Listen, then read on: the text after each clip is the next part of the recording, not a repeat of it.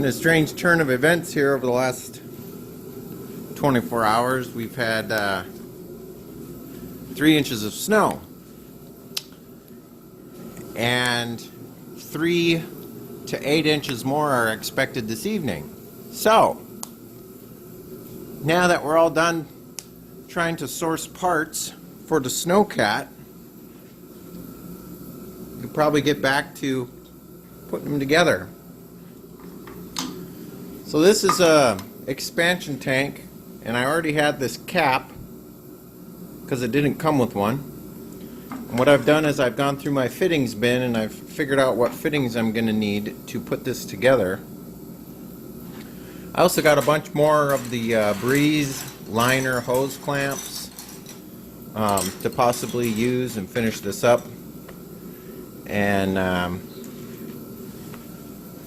yeah, there's really not that much left to do. I just got to get that expansion tank mounted kind of like right in that area, and then the interior pieces will obviously have to go back in. I've got the motor surround rear part sitting right there, and I've got the doghouse cover sitting right here. So there's really not that much left to do.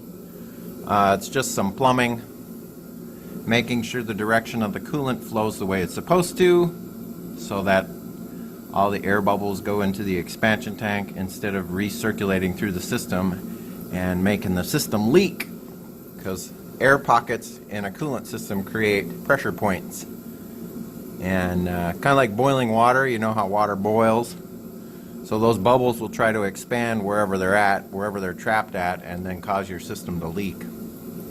So it's good that I get a high point put in the system. But other than that, I think we're going to get started. I don't know if I'll be doing some time lapse because there's really not much to it. I'm just going to take this and cut a piece of strut and get all these fittings sealed up, get it in there, replumb it, and then fire Rusty up and burp the system. And then we can go for a drive in the streets, because of all things, I got a slow moving vehicle DOT triangle. So implements of husbandry, doing some research on the laws here in Oregon, there's what they call a snow research vehicle, which falls underneath that category of implements of husbandry. So yeah, not that it'll ever come to that point because we're kind of in a really laid back town, but I thought it was pretty interesting, so I stuck the farm triangle on there. Other than that, guys, let's get started. Well, I got them running and I got the expansion tank installed. I topped it off and started the motor, and we're bleeding out some air.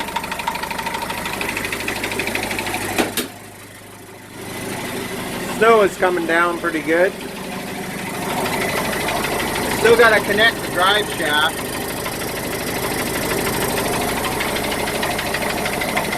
I'm gonna let them run for a little bit and try to burp all the air out of the system the best I can, and then we'll probably take them out for a test drive.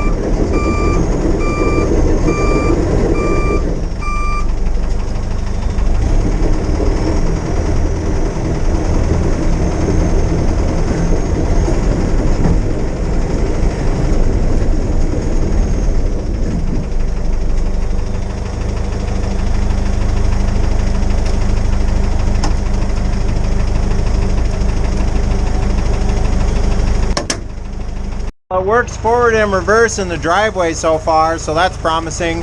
I had to remove this bleeder line because this cap and the other cap are playing battle of who's the strongest, and the other cap is winning, and it's pumping out coolant. So I'm hoping that by capping that off right there, that problem goes away. I think we're going to drive up. We're just going to do a very short drive. I'm still really gun shy because the transmission, it's just a bummer that the transmission went out on them, but I'm still really gun shy here. So what I want to do is just drive up the road here to a turnaround point. I'm going to have Willow follow behind me, about 50 yards behind me with her hazard lights on, so that, you know, nobody's going 50 miles per hour and slams into me from behind. I just want to be safe, and I don't want anybody else to get hurt. So we'll take them up the road here, see if everything works as it should, and if not, we'll get them back in the garage and fix them.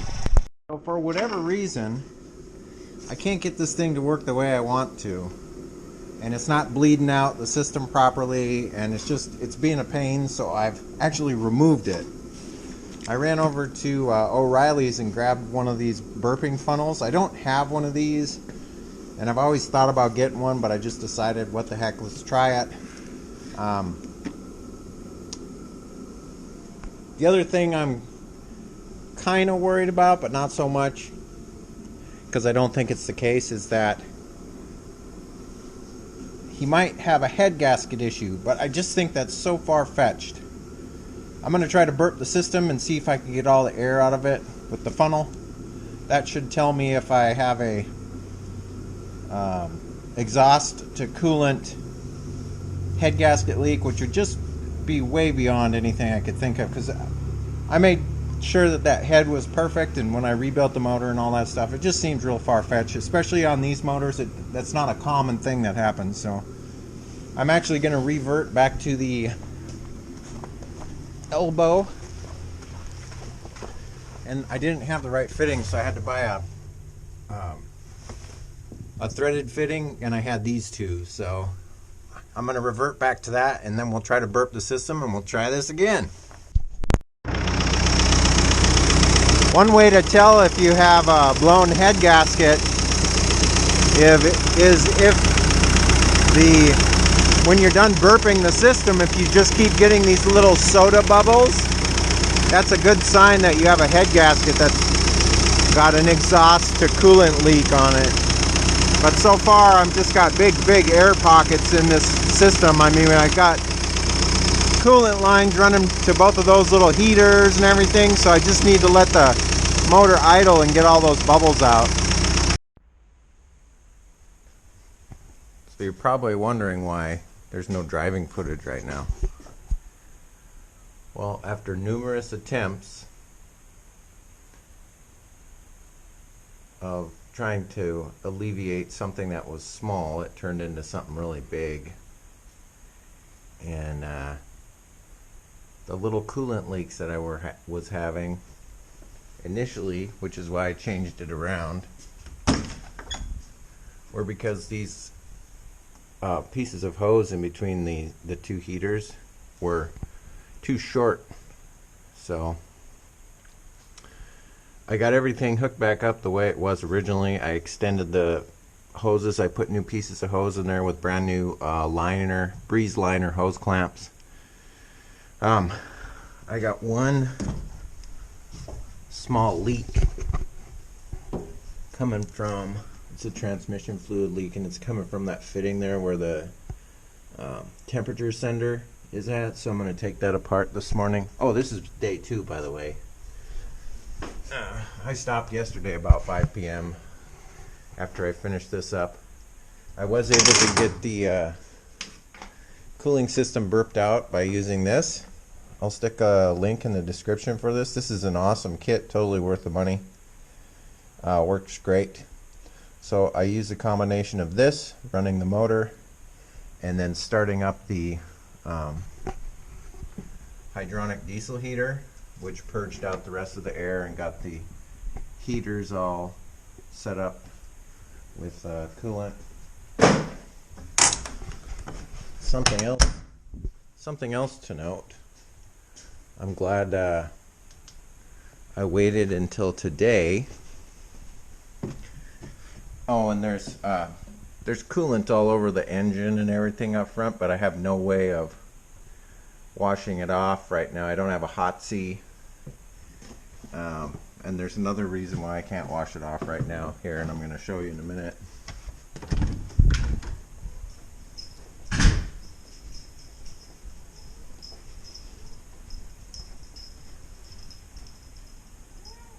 Right there, 24 degrees outside.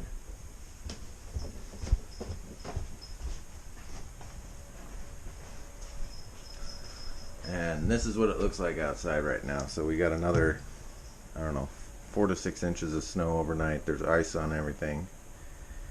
And now we have freezing rain. So if there were ever a better time to test the snowcat out, now would be that time. So I'm going to get those things fixed up here this morning, and then we're going to go for a test ride.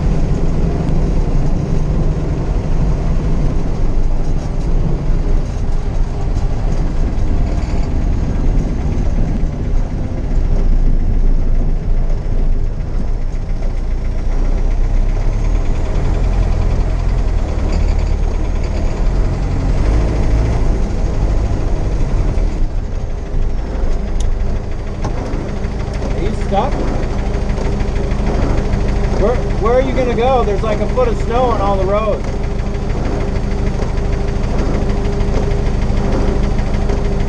They haven't plowed yet. Like I went down to Highway 30, and Highway 30 is fine, but to get to it, you're going to go through roads that haven't even been driven on in like a foot of snow.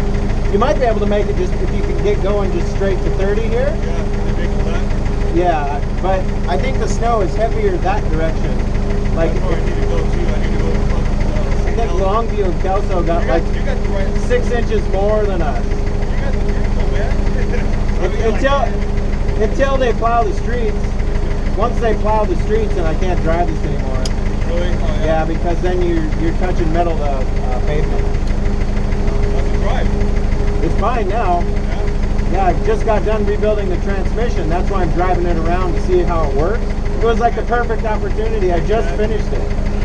So, yeah. Good, man. You got a little rusty. Yeah, that patina. You like that? Patina on stainless. There you go. Right on. Right on, man. Looking good, man. Thank you.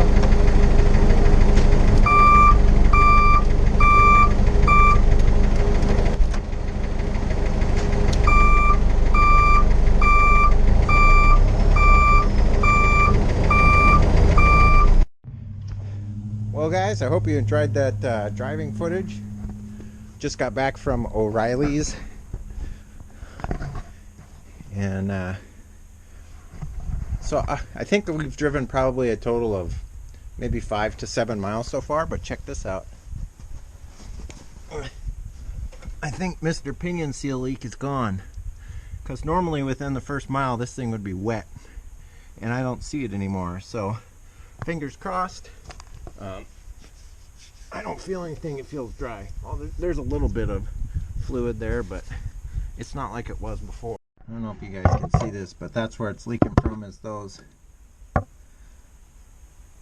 seals that are supposed to be in there on that steering rod. And I can't tell, well, that's definitely where it's coming from now, but the pinion seal looks like it's fixed itself. So I just got to figure out a way to fix that. I just don't know. Let me take a look at how I have these assembled, and maybe I'll figure out a solution here. Well, that's definitely where it's coming from, and that's a big leak. It's on both sides. This side is worse than this side, obviously, because there's a little bit of a bigger opening there. We got to try and figure out a way to seal that up. So I went through my random rubbery parts bin, and I came across these guys, but they're a little bit different. They have holes in them.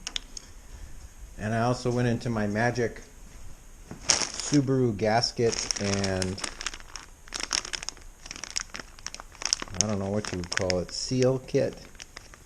There's all kinds of stuff in here that might work for something, so I saved it. But you see that little guy right there? So I stacked them. Now I don't know how well this is going to work, but I got to do something. I have nothing to reference. I don't know like what I should do. So this basically just keeps pressure against it. However, when you pull on the brake, it's going to release that.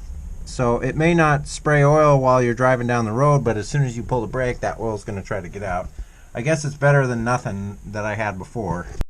By the way, Ian, I know you watch my channel sometimes, Ian Langstaff. If you can get me a picture of whatever seal's supposed to go here, I would greatly appreciate it, because I have nothing to go off of. And I've been trying to get somebody to take a picture for me, but I haven't got one yet. So if you can figure that out for me and take a picture, I would greatly appreciate it.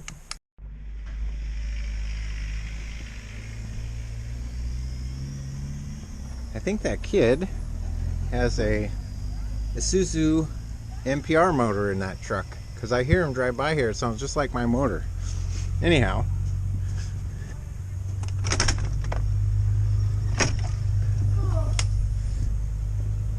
remember the old Humpty Dumpty rhyme? All the king's horses and all the king's men? Yeah. We got Rusty put back together again. So as far as I can tell, everything is working. We'll see how those seals do on the steering rods. I don't think they're going to work 100%, but they're definitely better than having it wide open like that.